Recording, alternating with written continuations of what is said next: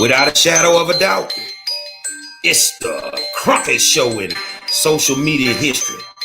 I want to welcome you to another episode of the War Zone. I got my man Donovan Sadiq in the building, the Queen, Demetra K. And I am the 5-star general. It's Free Flow Fridays. That means we're going to talk about a little bit of everything. We might even recap the week. But I tell you what, we're going to go hard in the paint as usual. So y'all get ready, man. We're finna have a little fun. Let's do it. Say, man, I want to welcome you to another episode of the War Zone and tell you thank you for taking the time out to tune in. You know, without you guys, we wouldn't have a show. So I want to say that we really appreciate you taking the time out. Man, I got kind of hot today, man. People just called me out the blue. The Phantom won't be available for tomorrow. What? It ain't going to be available for tomorrow. So they trying to put me in this little Lamborghini. Bitch, do I look like I'm Lamborghini size?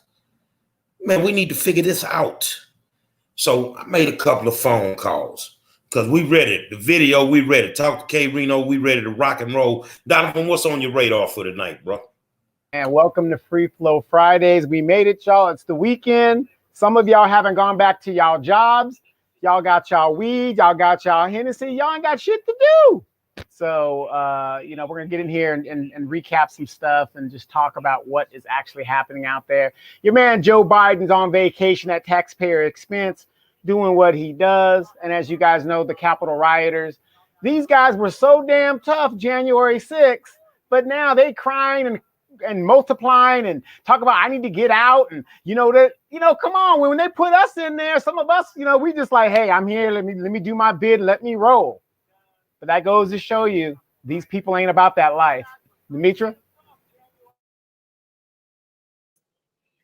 And I ain't about this life with this heat. Okay, it is hot as a mug in this mofo. And yeah, so anyway, I'm just saying, y'all, it's hot. Welcome to Friday. It is the weekend. I almost hope you got some good plans. And if you don't, I hope you just relax and stay cool. I know I'm going to try to. So I don't know what we're talking about. Gary has something up his sleeve, but if you guys can share this live so everybody else can get the information and join in on the conversation, we would greatly appreciate it. So what you got, Gary? I ain't finna do no talking. I'm gonna let her do the talking. And then y'all tell me. You feel me? Y'all tell me. Let's go. We have always presented ourselves as being a nation of strength with strong arms. That when people are fleeing harm, we will embrace them. But look at what has happened with this administration. There are children who are fleeing murder capitals of the world. Let's be clear about this. Imagine a mother who makes a decision to pay a coyote to transport her child across the entire country of Mexico, facing unknown peril. She does that because she believes for that child to stay where they are is worse. Yeah. But what does this president do? He virtually looks at those children and says, go back to where you came from. Wow. What do we have in this president? A policy that was about taking children, separating them from their parents, and calling it border security. No, that was a human rights abuse being committed by the United States government, and it is against the morals and the values of who we are as a nation. I want to be clear to folks in this region who are thinking about making that dangerous trek. That's this week. To the United States-Mexico border. Do not come. Do not come. The United States will continue to enforce our laws and secure our border. There are legal methods by which migration can and should occur. But we, as one of our priorities, will discourage illegal migration. And I believe if you come to our border, you will be turned back. So let's discourage our friends, our neighbors, our family members from embarking on what is otherwise an extremely dangerous journey.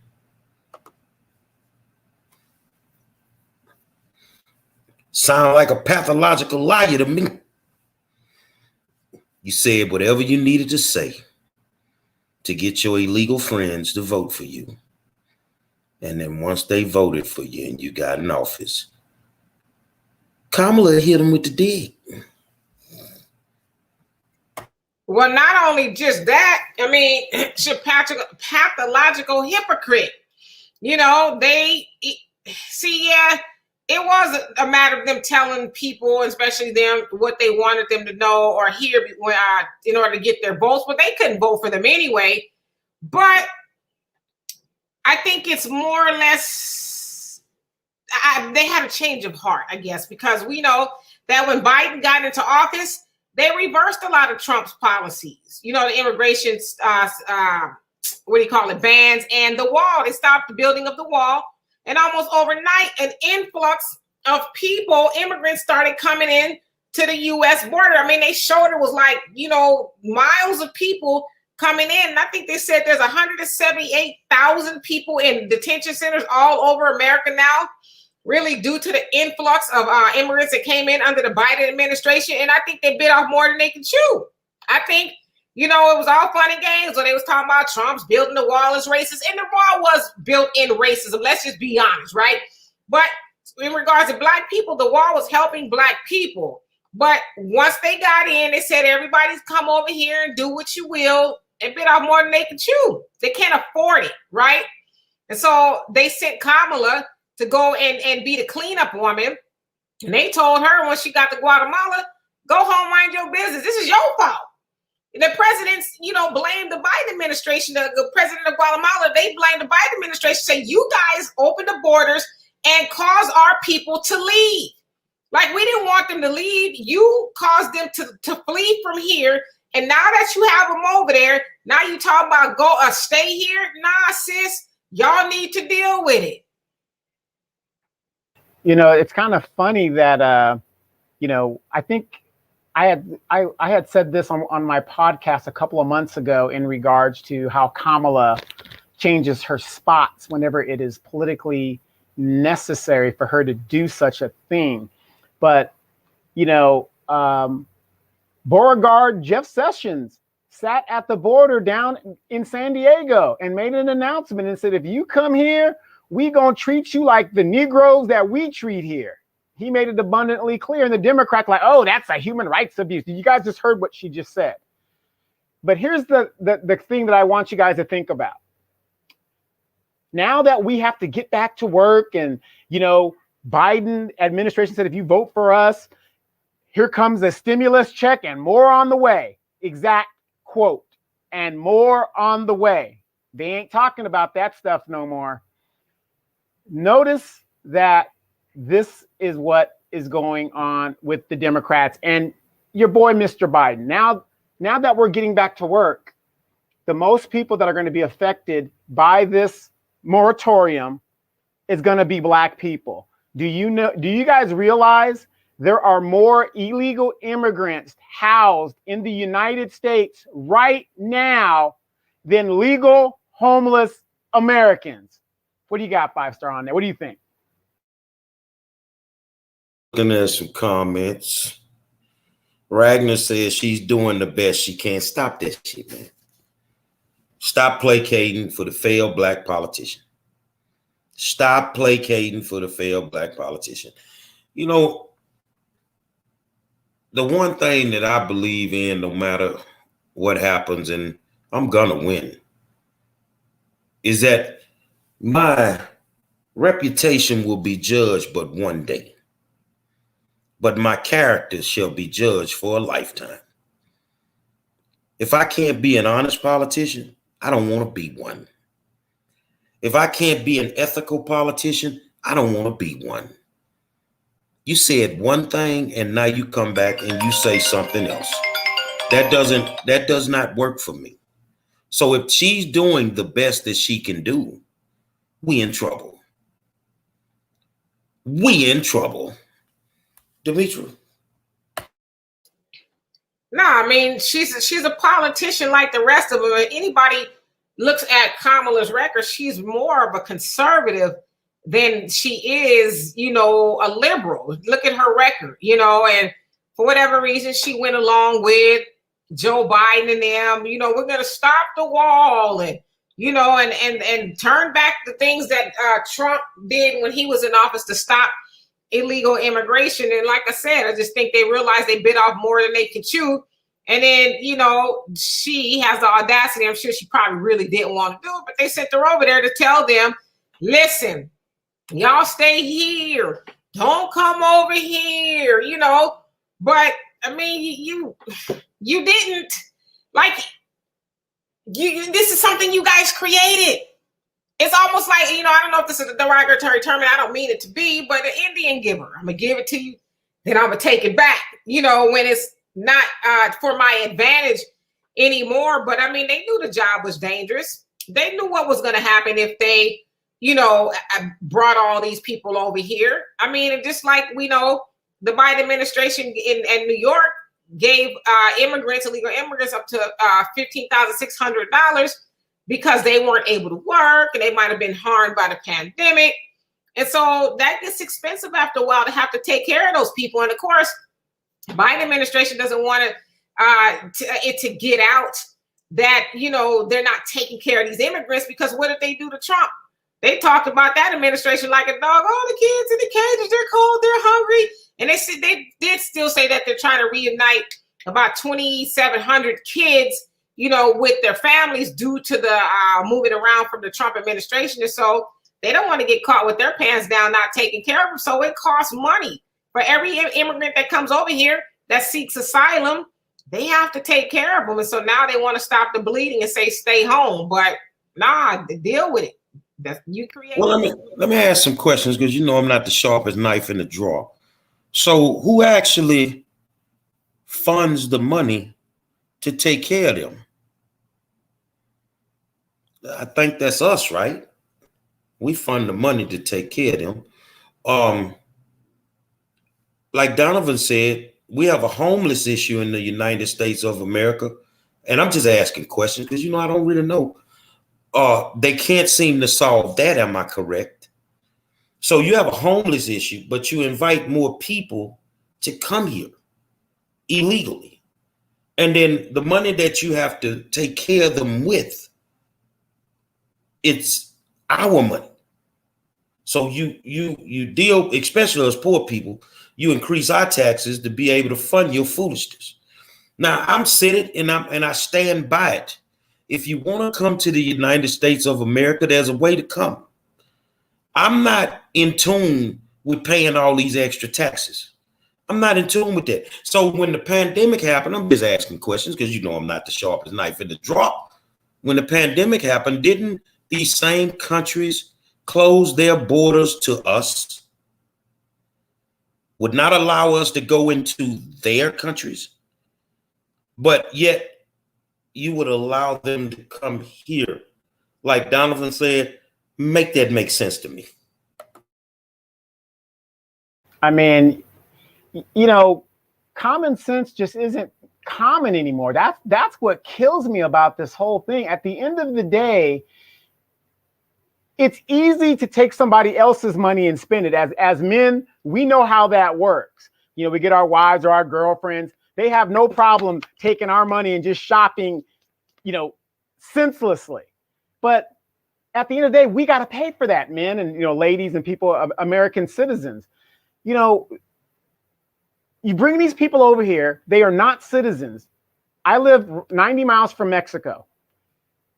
You try to go into Mexico illegally and sees what happens to your American ass. They don't give a shit you're an American. They don't give a shit that, you know, you have this money and your father is this and so on. They don't give a shit. They beat your ass and throw you in there and you have to deal with their justice.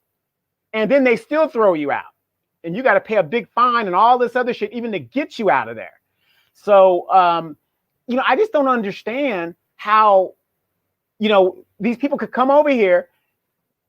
We have a homeless problem. We've got thousands of veterans and just Americans that are just homeless. And the answer from our politicians, black, white, Hispanic, whatever, is, well, it's a little bit more complicated than that. But yet you can take an illegal person, send them to Chicago, send them to Seattle, send them to Houston, send them to New York, and send them all over the country and find them housing, but you can't find the American citizen housing. And yet, you know, oh my gosh, the Trump administration, and we're not Trump supporters, at least I'm not, Trump supporters, oh, they're animals and all this other stuff.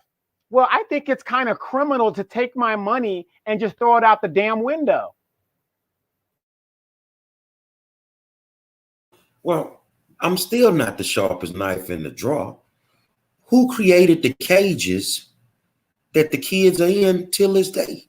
That started under the Obama administration. Who, Barack? Barack put the kids in the cages? And Trump was trying to build a wall to keep them from coming getting the cages? I got to drink me a shot of yak or something, man. I'm not understanding. Yeah, they actually called Obama the deporter in chief because he had deported more illegal immigrants, you know, at to that point. So, but people don't want to talk about that. You know, they wanted to demonize Trump for keeping the kids in the cages. But like you said, who built the cages in the first place? Nobody had an issue with it until Trump started building the wall. And like I said, yes, the wall, you know, is a little bit racist, but is it really? Like he's trying to stop people from coming over here illegally. It costs. And I was looking because they don't really know how much it costs because they say illegal immigrants do pay taxes, and so they have a hard time trying to figure out exactly what it costs taxpayers for illegal immigration, but it's into the billions of dollars a year, probably, that it costs. And so, you know, Trump, their administration was on to something. Like, you know, Donovan said, you know, you're spending money with people who aren't supposed to be here. And you got a homeless situation. You got kids going to bed hungry at night, and you got a moratorium that's about to be lifted or, you know, over with, especially here in Texas at the end of this month. And so you're spending all this money to house and take care of people who aren't supposed to be here, but you got American citizens here trying to figure out, you know, what's going to happen to them. And those people couldn't go seek asylum in anybody else's country. They wouldn't have them there. So, I mean, it's a mess. But the other thing I think we should talk about too, really quick, is the United States is culpable because they do a lot of destabilization of other people's governments.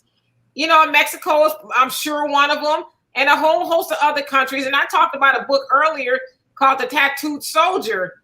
Hector Tobar, I think that's his name, The Tattooed Soldier. And it talks about exactly how that happens, how the United States goes to other countries.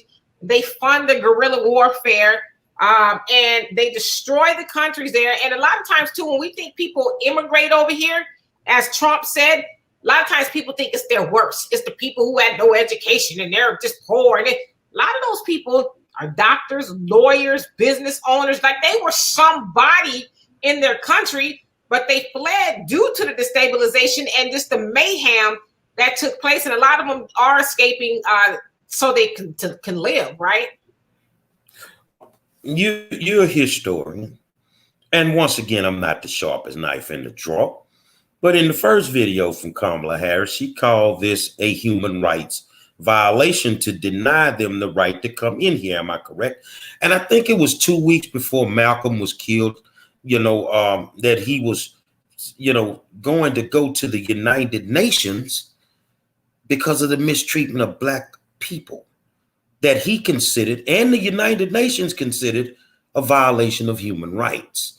So a mere 60 years later, Black people are still being treated the same. Would that still be considered a violation of human rights?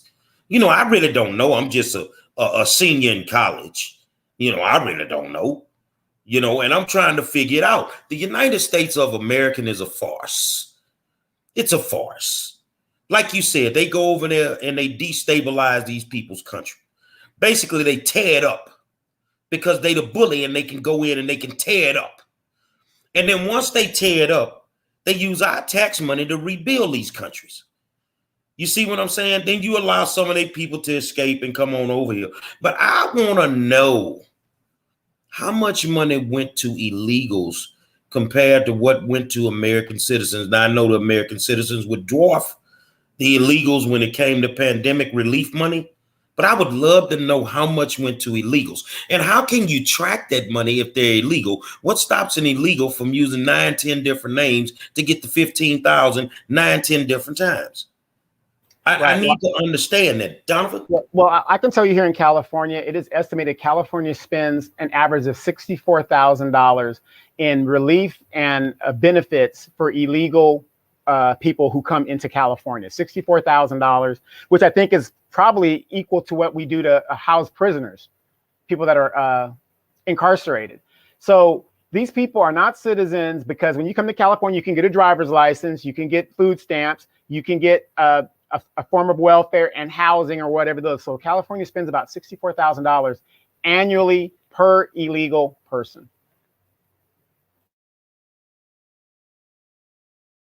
I'm just amazed at it. You know, the good old United States of America caping for some people that they don't know nothing about. Wait, and think about this, 5-star, $64,000 annually in benefits and all that other stuff for illegals.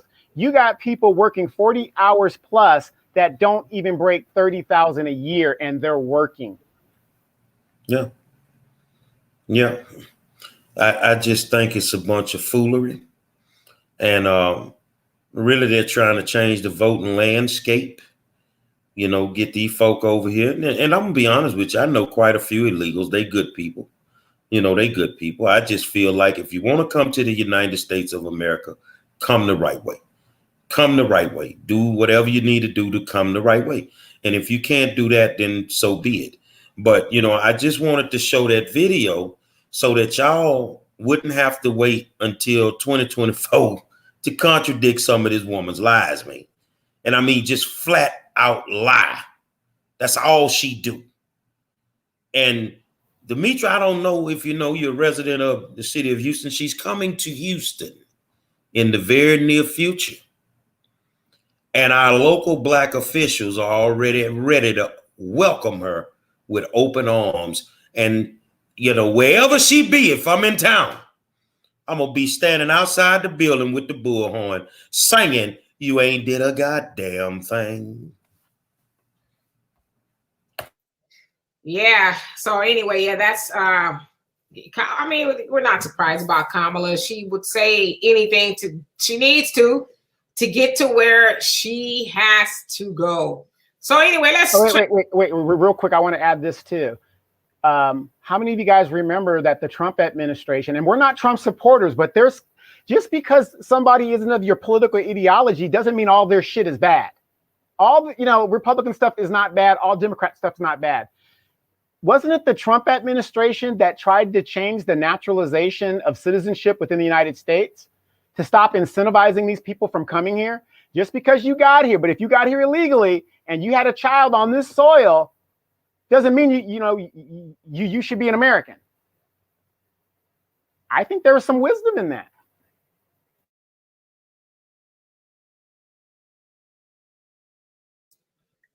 So absolutely. So we're going to transition a little bit here.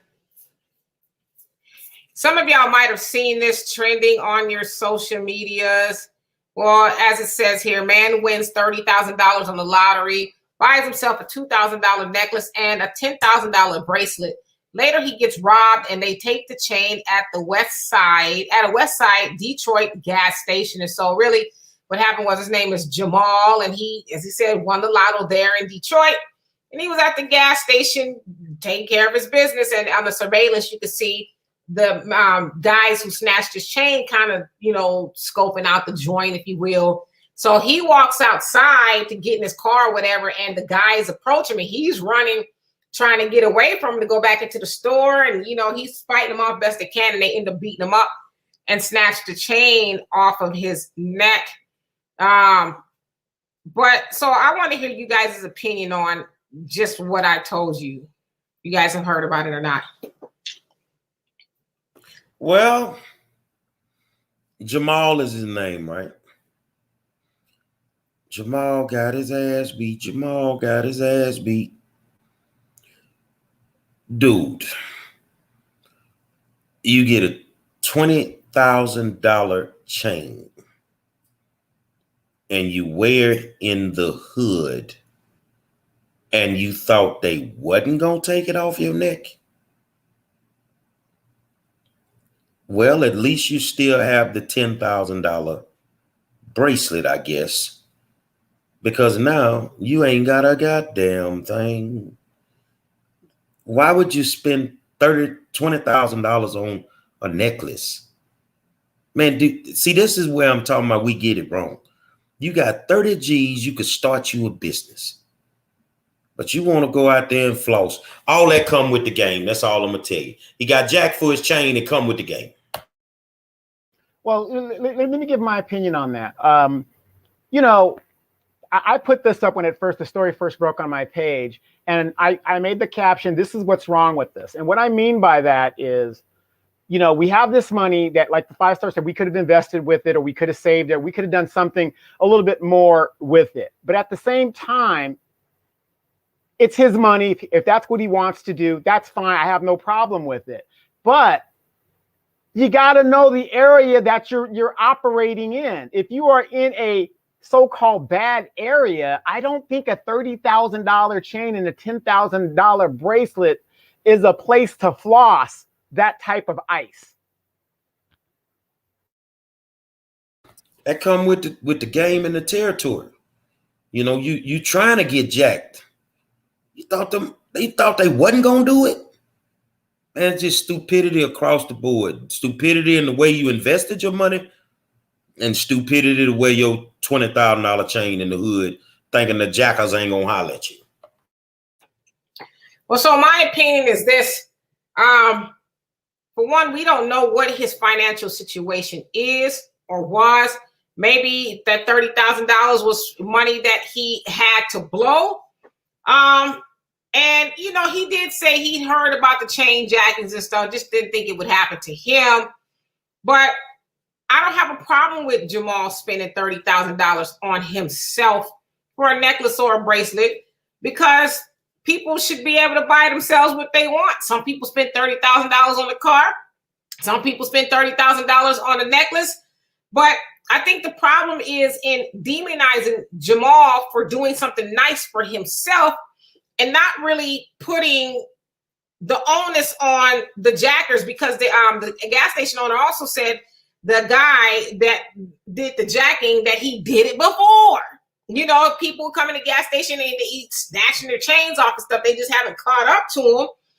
But I just think he should be, you should be able to wear and buy whatever you want without people snatching it off of you or, you know, carjacking you, because we hear that same argument with people who drive nice cars. Well, you shouldn't have been spending that kind of money on the car. You know, you just can't put them type of rims on the car because somebody goes, why not? I should be able to do that. Like, I should not have to go out, and I'm saying should, okay? I should not have to go out in the public and not have the nice things I want because animals and thugs are on the loose and are going to brutalize me for my stuff. Now, I will concede that, yeah, he should have known better. Like, you can't really wear certain things in certain spaces, but still, I don't have a problem with him spending that kind of money on himself. I mean, who was it hurting? Did it hurt anybody else that he didn't? It was $30,000 he didn't have before he won the lotto. Maybe he had been eyeing that chain and that bracelet, and he says, "Oh, finally, I'm gonna go ahead and buy it."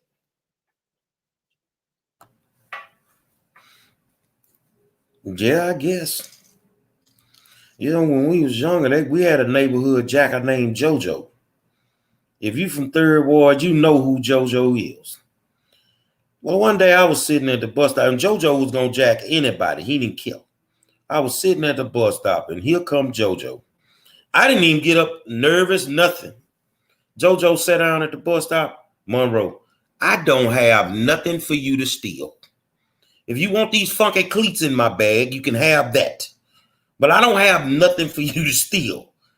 Now, in all actuality, he never looked in the bag, because when I saw him coming, I put my jewelry in my bag. You know where you live, man. It's just certain things that you can and cannot do, whether we want to accept it or not. And I think that his change should have cost him about maybe $19,100. If you'd have took that other $900 and bought you a nice motherfucking Glock, you probably wouldn't be on the news right now. Yeah, I mean, you know, but the funny thing is, though, and I'm with Demetri, and I agree with both of you guys, but isn't that the basic mentality of the Black community? We buy what we want and we beg for what we need. And I'm not saying that, well, I'm going to say this. I think it's a problem that the Black community has that mentality because, yeah, he can spend what he wants. I mean, he won it off the lotto. He still got to pay the taxes off the $30,000 that they know he won.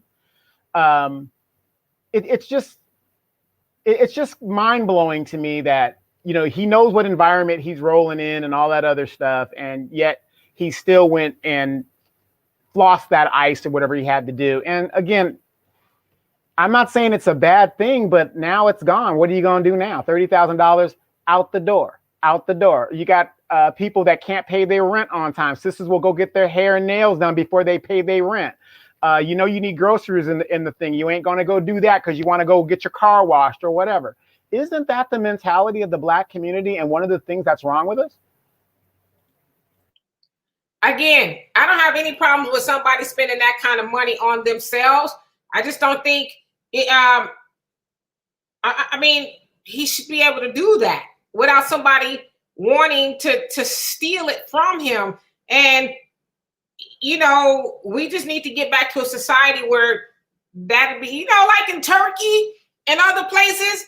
What happened when you go stealing shit from people? Oh, you get some serious time. They'll cut your hand off in some cases, but that's not modern Turkey too much. They don't do that too much anymore. They don't, but do they do it sometimes? Yeah, they do it sometimes. In modern day America, you get a PR bond. Yeah, but so the point that I'm making with some countries that chop your hand off is we need to get to that point. Like this dude is running around snatching people's chains off, and then Jamal, you know, he wins the lotto and people are making fun of him because he should have bought this and he should have. Now you buy that with your money if you want to do that, but Jamal did what he wanted to do, was minding his business, and now he's, you know, a victim of a chain snatching, which that is kind of old, you know, like old school, right? I didn't know chain snatching was fashionable again. But yeah, so I don't have a problem with Jamal spending that kind of money on himself. I mean, people buy what they want all the time. His was just on his neck, and it's not no more. I want to answer to Nas' question. My question, 5-star, is since everybody know the thieves in the neighborhood, why not get rid of them? When you gonna get rid of the thieves? Thieves are like roaches. You get rid of one, here come the other 5. They ain't coming up out the hood because ain't nobody in the hood got the nuts to check them. But see, that was the point that I was making, though. To her point, everyone just said the dude's name was JoJo. Everybody know JoJo will lift your stuff. Why he lifting more than one people? Like, why hasn't he been corralled and dealt with? Like, that shouldn't be normal. Like, okay. JoJo was special. What you mean he was special? JoJo was special back then because back then, you know, people didn't expect the jackals. And JoJo had a pistol. So, you know, I knew he had the pistol the day he walked up on me. And Angela Lindsay say, you talking about JoJo that used to smoke crack. So this is a true story. So JoJo, you know, I knew the dudes in the hood. But you knew one thing, that if you jacked one of us that played ball, all 65 of us come and holler at your homeboy. That's how it was back. See, the game done changed from then to now. You know, back in the day, you had dudes that walk around the hood giving checkups from the neck up. Now we got dudes walking around the hood in skirts. They ain't trying to check nobody. Yeah, I mean, again, like I said, I mean, it's not, and I see Eric, he said, I'm just being nice about it. I'm not being nice about it. I think people should be able to wear what they want. And I shouldn't have to explain that to somebody why I went and bought myself a $20,000 necklace. You know, I mean, it's what I wanted to do. And I don't think I should have been jacked because I wanted to do it. So, well, you may not have wanted, you feel you shouldn't be jacked, but you come on around in certain hoods with that nice chain you got on your neck right now. They don't know if it's real or not. They're going to say, this is mine. What are you going to do at that point? Well, I would say this. So when I go certain places, I don't make it a habit of wearing certain things. You know what I mean? Because I just don't want to put myself in, a situation such as that. And I'm not saying that he shouldn't have used wisdom. Yeah, he should have used wisdom. But I think, people should be able to wear what they want to wear without having to worry about JoJo the Jacker or, anybody else taking their stuff. But to Tanaya's point, those people should be dealt with. We shouldn't be accepting, well, here come JoJo or here come Debo. He gonna take your stuff.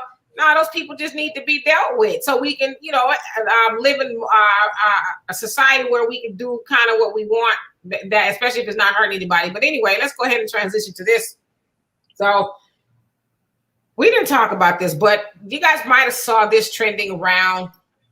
So what had happened was, and my daughter told me that this is actually a dating app called Bumble. There's so many dating apps out there, I can't even keep up. But it's called Bumble. So apparently Yulitza met this guy on Bumble. And as you can see, he says, what you doing tonight? She says, what I plan to do. And he says, do you want to get together tonight? She says, nope. And then he says, are you a feminist or something? And she says, are you insecure or something? Now, this had a lot of back and forth about who was right, who was wrong. Now, if you're on a dating app, and I've never been, but from what I understand, for somebody, I don't know, obviously maybe they've had a back and forth before. I'm not quite sure.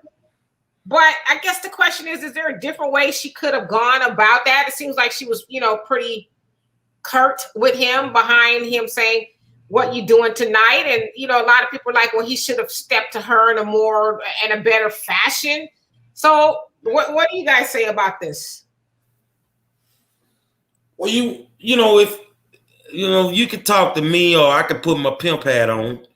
It don't matter. But if I put my pimp hat on, I don't see that he came at her sideways. I mean, I've never been on a dating app. I believe there's a lot of catfishing going on dating apps. So the thing is,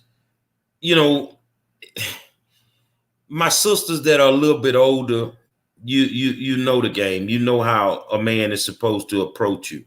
The younger sisters started to accept the way that these brothers were coming at them.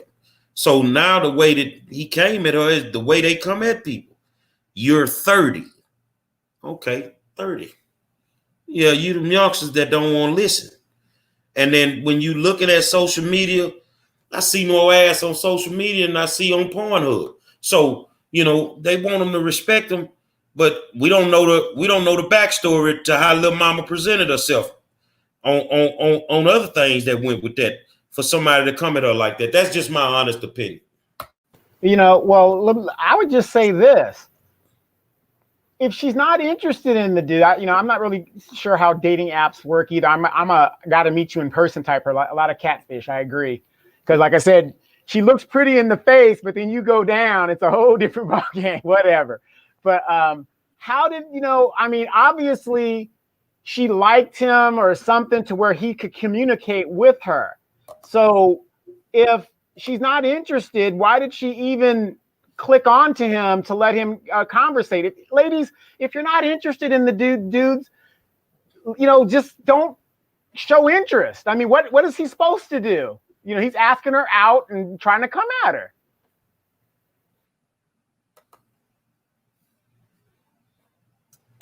So I was just reading this comment. I was actually talking to my daughter.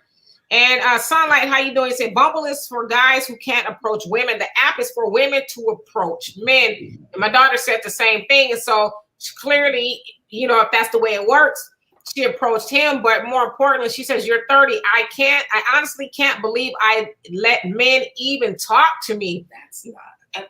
I mean, yeah, Bumble, you have to talk to men first. But it's because, as a woman, if I don't want to match with you, or I do, I don't have to talk to you. It's supposed to take all the weirdness of Tinder, like people sending you dick pics and stuff. Did y'all hear that? Unsolicited. Yeah. Okay. Yeah. It's still kind of, I guess. So the problem I guess she has is, you know, how he talked to her. What you doing tonight? I'm gonna be honest with you. I wouldn't have had a problem with that. That wouldn't have bothered me. I mean, because to me, the result is the same. What are you doing tonight? What you doing tonight? I don't know. I mean, is it the objective is to eventually go out on a date? But for me, from what I see, I could be wrong. It seems like the sister had an attitude. But if she didn't want to date him, I mean, wasn't there a different way to go about it? What I plan to do? She could have said, hey, man, you know, yeah, sir, whatever his name is, you know. I'm going to ask you, though, even though he tried or however he tried, if it was wrong or right, what happens if she says, yeah, I want to hook up with you, and then she show up looking like this? Because that's what you get when they catfishing you. You might end up with Yokozuna as your date. I'm just trying to fill y'all in so y'all don't get catfished. Just wow. Wow. Well, I mean, that's a chance you take, right? They may or may not show up like that, but I mean, I just think my opinion is this. I don't think, and this is just me as a woman, I don't think we need to be knifing the brothers up verbally over, you know, coming at us wrong. Maybe he didn't know, maybe he hasn't been taught. I don't know. I don't want to make excuses for the man, but I just think there's a different way to approach that, what I plan to do, because I imagine that's probably how she was thinking it, you know what? Honestly, I'm not interested anymore. I would prefer to talk to a gentleman who is, you know, a little bit more. Got some more money in his pocket. He's smiling in the picture. No, his salutations are a little bit more palatable. I mean, however you want to put it, but I don't think that was worthy of, you know, the shortness that she gave him, because let's be honest, there's a lot of men out there be like, hey, girl, you know, I would love to wine and dine you on the town tonight and take you to the Steak 48 and then walking on the pier and do this, that, and the other. And he ain't shit either. So, I mean, you judging a man by a text message, you know, opposed to really getting to know him. I mean, I don't know. I just think that the dating game has I don't know. It's scary out there. And Al said, speaking correctly, it's so important. Yeah, it's important, but I mean, it is because there's a lot of people who speak, you know, the Queen's English, as they say, and they ain't worth two nickels. They ain't shit. But they could conjugate the verbs and the sentences together, and they could say this the right way, but they ain't shit. I'd rather have a hood dude any day of the week that's, you know, speaking his lingo or whatever, and he's a good person. We do too much judging a book by the cover and how it speaks. Now, I'm not saying, you know, might want to be with, you know what I'm saying? Okay, that could be a little bit annoying, but if he got a little hood, because don't get me started. I like dudes with a little hood to them, you know, when they speak. That's just me, because they keeping it real. But I want to know how you are as a person. Now, all of that right there, I'd have to get to know a little bit more before I just cut the dude up. Well, I'm going to say this here, because, you know, it's real in the field. Dudes, if you go on them dating apps, this is going to be your next date. That's how they tell you, look, I'm about 5'2", I'm a little thick in the hips. And a mother, I look like Janet Jackson. Yo, show up at your fucking house looking like they ready to go to the WWF. No, I ain't feeling it. But that's that dating app thing. That's them youngsters, man. You know, that's what they do nowadays. So, you know, I don't feel bad for them. I mean, you know, to each his own, but I don't know. I just think that's a lot to do to somebody to say, you know what, I'm not interested anymore, but what I plan to do is like, ooh. No, now notice she didn't have a problem when he was buying all the drinks and at the bar with her girlfriend and stuff. She had no problem accepting all the drinks. Now he's trying to follow up, and I'm going to do what I'm going to do. Well, where you going to be at, baby? I'll be where I'm at. Well, be where you need to be then. If I got to meet you on the computer, it ain't popping. You don't know what you getting into. You might show up, motherfucker, Adam apple bigger than yours. So you never know. You never know. What else going on in the world, man? Oh shoot! What else is going on? What else is going on? Wait. I have something that nobody really talked about. And a lot of people are putting in their 2 cents and stuff like that. And Five Star, you're a sports guy, and Demetra, you love Money Mayweather. I don't know if you guys saw the fight, but what did you guys think of the fight and the money that the man just stole from people? And I mean in a good way. I personally, I stopped watching boxing a long time ago. It became a comedy show.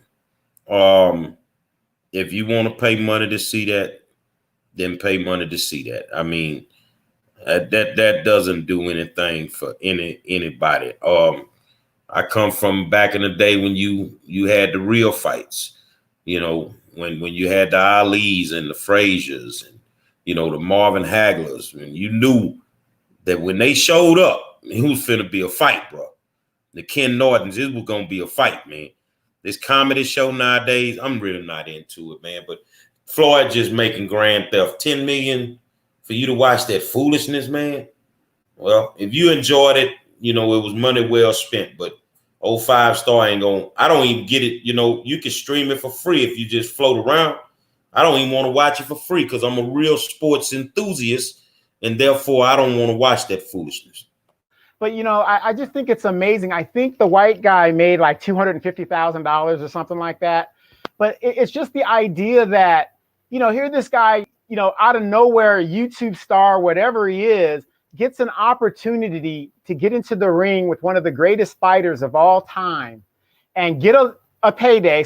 I guess it's okay payday.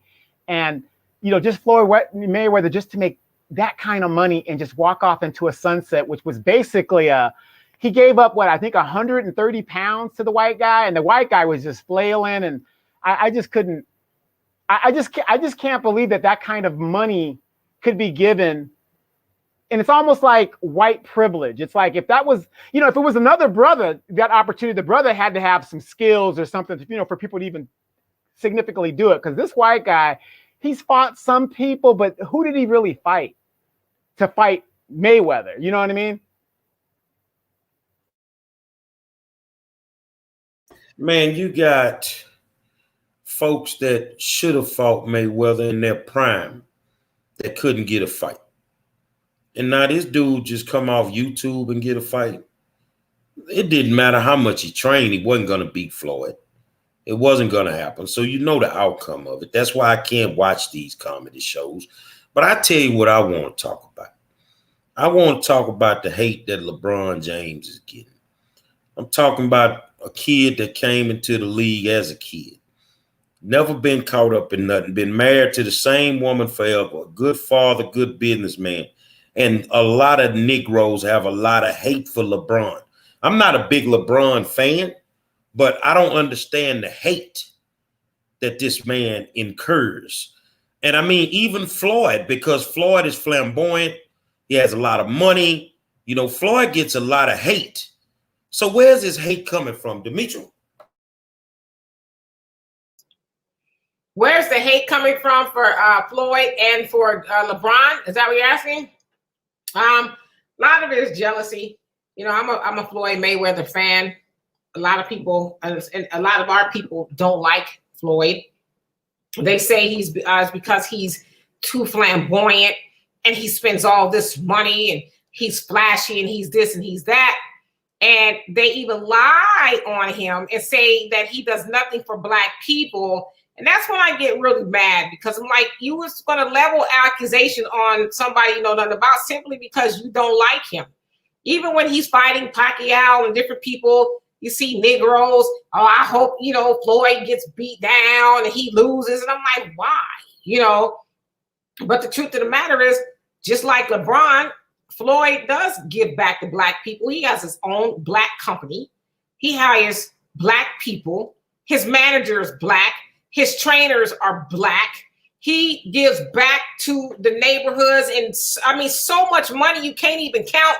But see, the thing that people don't realize is philanthropy is not supposed to be done in public. Philanthropy is supposed to be done that only you and the people you're helping should know. It's not supposed to say, oh, see me, I'm feeding poor people and I'm doing this and I'm doing that. Just because you don't know about it, that don't mean people aren't doing it. But to me, it's jealousy. People hate to see somebody else have the lifestyle and the things that they don't have. But the fact of the matter too is Floyd and LeBron have worked very hard for what they got. Nobody gave them, something they didn't earn. Yeah, Floyd makes a lot of money for fighting, but that's his craft. LeBron makes a lot of money for basketball, but that's his craft. And so a lot of it, they hate on him just because they're jealous. Mad it ain't them. Go get off their ass and go do something to make that kind of money. Well, minus flashing the money, Ali mouth was bigger than Floyd's could ever be. Sure was. Ali mouth was way bigger than Floyd's could ever be. And my thing with LeBron is putting kids through school on his own dime. LeBron has his production company. He has never been caught up in nothing. Nothing. Go away with your hate. If you mad at LeBron for making money, then you're going to keep being mad because his name is so big. He going to keep making money. It does not matter. So I just don't understand our people when it comes to that. Oh, I hope somebody whoop Floyd ass. Well, keep hoping because it don't look like it's going to happen no time soon. So, maybe you can go out there, black man, and find you a great white hope. Well, five-star Adam Silver was saying, who's the NBA commissioner, was saying that one of the problems that they're having in the NBA, they're having all-time low numbers and viewership and all that other good stuff in the LeBron era. And again, LeBron is a lot older than he was when he first started. But they're saying that the problem is that these players have more control in the NBA and is really messing up the branding of the NBA by forming these super teams, which is turning a lot of people off in regards to the product of the NBA. And he said that, not that he could do anything about it. It's just the idea that, you're not having players stay on teams for 10 years like they used to and all that. And we know things change and all that other stuff, but they say that it is basically hurting the brand. Now, I don't know if that's true or not, but that's what Adam Silver is saying is part of the problem in regards to the NBA and the LeBron era of the NBA. Well, the problem with it is they set the rules. They set the rules. I mean, everybody don't want to be Tim Duncan and stay with the Spurs his whole career. Dirk Nowitzki stay with the Mavericks. And right Kobe. now, Kobe, but you're looking at one right now, my man, Steph Curry, been with the Warriors. A lot of people chase championships, which is cool. And throughout the process of chasing championships, then, it is what it is. But I think we pick and choose who we want to use that synopsis on. Shaq played for how many teams? I think 5. You see what I'm saying? Yeah. Shaq was jumping team to team. I retired as a Celtic. And they didn't care. So I don't feel LeBron is hurting the brand at all. I think the super team thing is hurting the brand. Because he didn't say it was LeBron. He said the super team function. The super team function is definitely hurting the brand when you can go in the preseason and damn near pencil in the NBA finals. What's the use of watching if you know who gonna be there? You want to watch it and it needs to be competitive. Even with the NFL and the way that they trade system is set up. Right now it was good to see Brady go over to Tampa Bay because otherwise, people didn't believe that nobody else would be in the Super Bowl except for New England. But over in Tampa Bay, they building a super team. You see what I'm saying? So it is what it is. I think the super team aspect of it really is hurting the brand because it's not competitive no more. To me, it's just not. You stacking the teams and it's not competitive. Right. And then if the player is moving every 2 years, as a fan, you can't invest in that jersey that you want. I think LeBron, I mean, my son was he's still a big LeBron fan. He's got every jersey LeBron's ever been on, but but he has no loyalty to a team. I said, are you a LeBron fan or are you a Miami Heat fan? He can't, well, when he was little, he couldn't tell the difference. So, well, I tell you this here because I know Demetrius not a big sports fan, but Kobe Bryant was special. He was special. Look at his first roster when he won his first championship after Shaq was gone. Garbage. That was Kobe. Shaq had to go to Miami with D Wade. You feel what I'm saying? Kobe was a special individual, man. They don't make them like that anymore. And LeBron is a very special individual.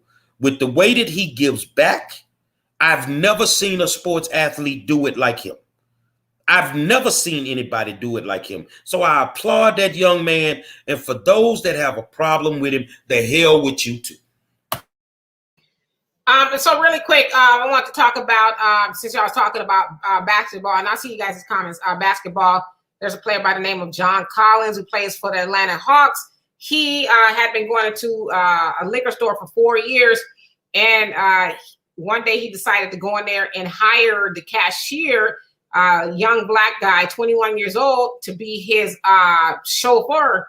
So he's making quite a bit of money chauffeuring him around, and gives him season tickets to come to the games, and has just completely, changed his life. And so that's awesome. That's what we're supposed to do when we get to a certain spot in life. We're supposed to bring others up and bring others along. And so I'm sure he'll learn a whole lot of things. Mm-hmm. But let me ask you a question, both of y'all. Why is it that when people make the LeBron money, the Jordan money, the Shaq money, they supposed to do something for the hood? They ain't supposed to do a motherfucking thing for you. Well, I don't know if yeah. I'm saying I don't know if supposed to is the right word, but I don't go to church, but I do know, the Bible says too much is given, much is required. And so if you are blessed to have a certain amount of things, I'm just saying, I think there should be a level of giving back. Now, what that is, I don't know. I would, and I do, and I don't have nearly the resources that any of those people have. But I give back. But really quick, before you guys get into that, I do want to pay homage to Simone Biles, who is the most decorated gymnast in the world at the age of 24. She has won her 7th world title for gymnastics, and she, I guess, debuted her signature move, and what that is, forgive me, I don't really know, but she debuted it, and it's never been done before, and she did it to perfection. Says that she has a total of 30 medals, for her time competing in gymnastics, and so that should be talked about. But yeah, that's awesome. Previously, those type of accolades have gone to, Romanians or, white girls and stuff like that. And so if I'm not mistaken too, the team that's competing now is all black. So yes, we should give a shout out to Simone Biles. Simone a bad girl to when you do something nobody else can do, and then they change the point structure on it. They changed the point structure to try to penalize her for doing this difficult move. The days of Mary Lou Retton, they're over, except the fact that you have an all-black female gymnastics team that will probably compete together in the Olympics. And she a bad girl, man. She a bad girl, but even she get hate. She don't bother nobody. Man, you never just walk around hating on people. I'm gonna make you hate me tomorrow. And if we're speaking about the Olympics and Black Girl Magic, they have a bunch. Well, of course, we always do, but Jamaica has dominated the running aspect of the Olympics for the last 10 to 15 years now, and supposedly we're supposed to have a really, really good team in the 100 and the 200, as well as the relay. And I think two of the people in the relay are from the Houston area, in the Dallas, Texas area. Is it safe to go over there right now? You know, with the way that this stuff is going on, that's a major concern over there right now. And that's a major concern for U.S. athletes is should they participate, because they really going through something else out there. Yeah, in Japan, they finally got their thing of the COVID, and it is running rampant in Japan. So they're not sure if the thing is going to go. So they're talking about maybe postponing it until next year. So you have the Winter Olympics and the Summer Olympics in the same year. So they're talking about it. They're not sure yet. Yeah, it sounds like a lot of countries were pulling out of the Olympics due to the COVID and not really being under control. And Japan was like, we're going to go forth with it anyway, regardless of who show up. So it's kind of up in the air. So.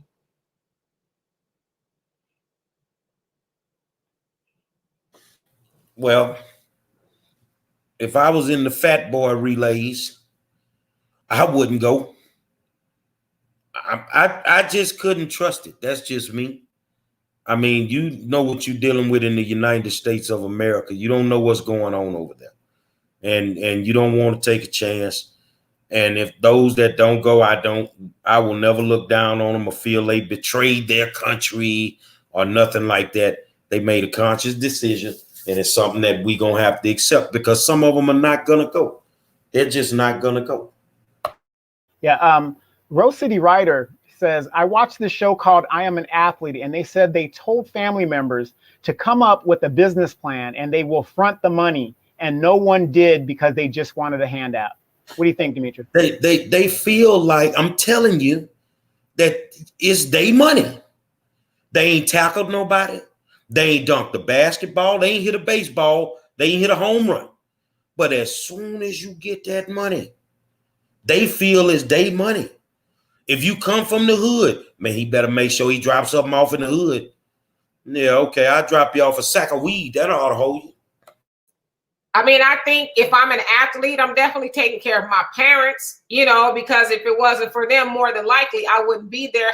However, I do say that, but I'm not, there is no obligation, because a lot of parents, they be doing the most. You buy them a house.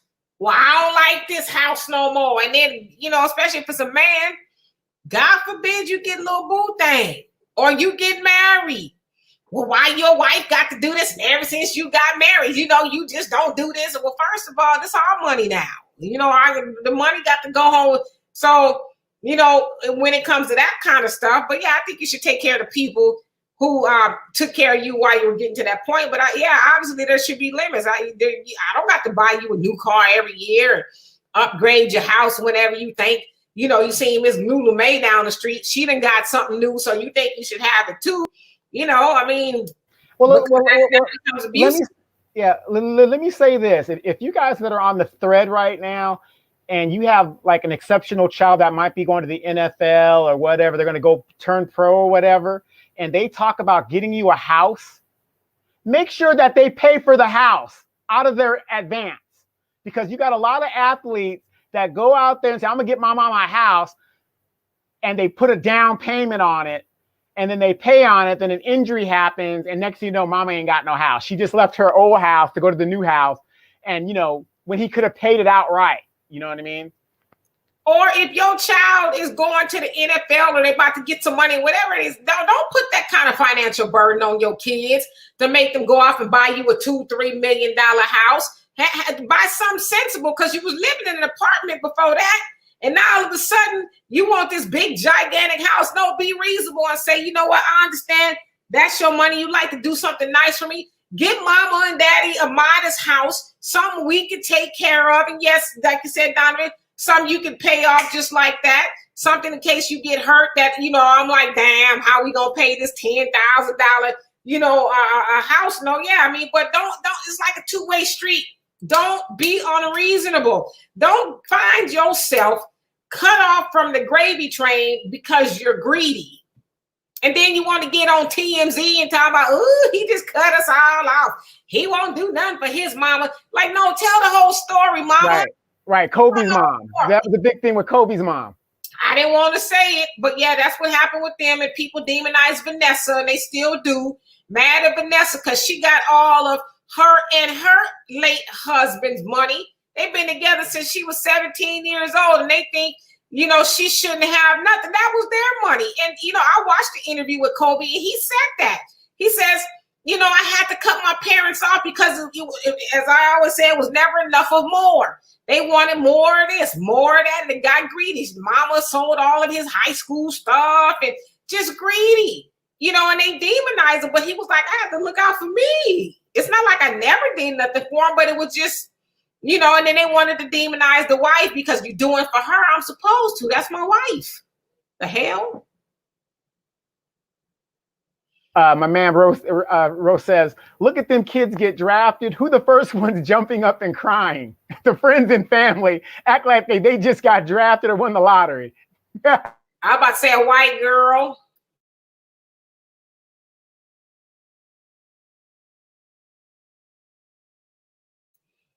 Y'all know I ain't lying. Becky be right in the cut. Oh, she be right there next to him. Right there next to him. With either she's pregnant or got the baby right at the bottom. Oh, she about to be. She about to be pregnant. So anyway, y'all, let's get out of here. Final thoughts is have a great weekend. Yeah, my final thoughts, you guys keep your head on swivel. They're killing Black folks out there. They're not only killing us physically on the streets, they're walking into our homes, and they're killing us economically. So again, you know, we've got 9 years to get this shit right. Let's get the right people in office. If you have a person who's been in office for 30 something years, check their paperwork. And if their paperwork shows nothing for you in your community, they need to go. Midterms are right around the corner. Somebody says, Robin, how you doing? It says, Kobe took care of Vanessa's mom, but I digress. That was Kobe's money, and he wanted to take care of Vanessa's mom. But see, y'all leaving off, he took care of his mom and daddy too. Y'all not telling that whole story. And I'm not saying you, Robin, but a lot of times we think, you know, people should just have an endless access to your money. I heard it out of Kobe's mouth. He said it pained him to do that, but his parents were just greedy, and he said it ruined their relationship. And he said it with his sister too. He had to cut them off and say, now you guys go get it the way I got it. So it wasn't like he didn't do anything for him. And as you guys can see, Vanessa's mama wasn't shit either. Yeah, Vanessa's mom was all on TV here in California, talk about how she's being abused and stuff, but she didn't mention the 2 houses that she owns and the several cars that Kobe bought for her and Vanessa bought for her. Well, I've seen this happen in real life. The first wife I had a cousin that married an NFL player. Well, he wasn't an NFL player. You know, they got married in college, so he made the NFL. He made the Pro Bowl. So when money things started popping, he fixed his wife's mom house up in the little country town, redid the whole house for her. He bought his mama a brand new house. Well, the family thought that was fucked up. I was like, why? He didn't have to do that. That wasn't his parents. You see what I'm saying? Say, man, that ain't your money, man. You can't be tripping on nobody's money, man. It is what it is. Final thoughts, Mr. Mitchell. Yeah, I mean, I said have a good weekend, but, you know, Eric says, be cool. I'm cool. I'm just, you know, I just think we need to get comfortable with hearing the whole story. You know, because it's easy for people to say, well, he took care of Vanessa's mama. He took care of his mama, too. And then somebody else said, shit, his daddy had a career, but he lost all his money. So I'm going to let you lose mine.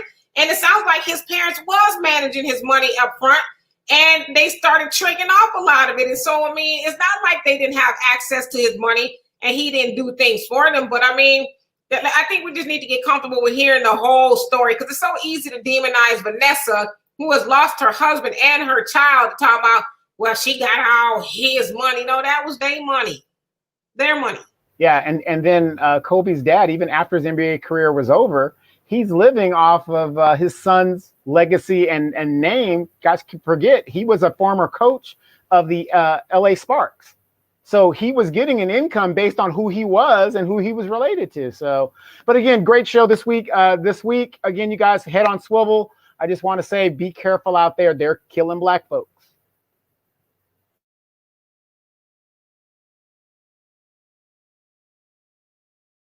Tomorrow today, we're going to shoot the video for Make 'em Mad, 6 o'clock in front of Yates.